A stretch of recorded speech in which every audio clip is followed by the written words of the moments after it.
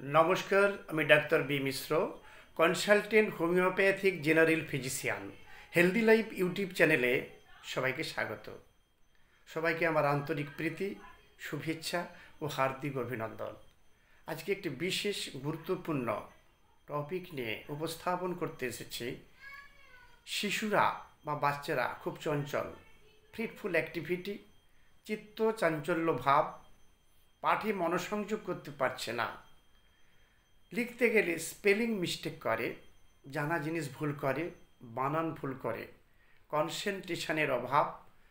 এই মেমোরি পাওয়ার বাড়াতে, স্মৃতিশক্তি বাড়াতে দুটি হোমিওপ্যাথিতে বেস্ট মেডিসিন বলবো, তার দ্বারা আপনারা চমৎকার ফল লাভ করবেন।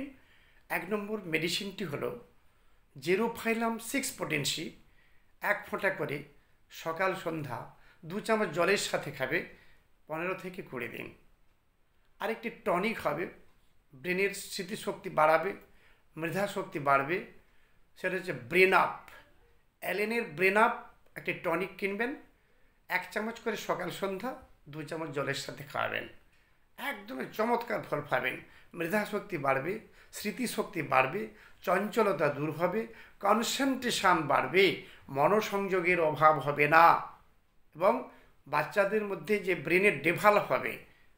একটা ঘরোয়া টোটকা বলে দিই, যেটি হচ্ছে ব্রাহ্মী শাক। এই ব্রাহ্মী শাকের পাতার রস 1 চামচ নেবেন, 1/2 চামচ মধু মিশিয়ে সকালবেলা এমটি স্টোমাকে খাওয়াবেন, 15 থেকে 20 দিন। চমৎকার ফল লাভ করবেন। ভালো থাকবেন। নমস্কার।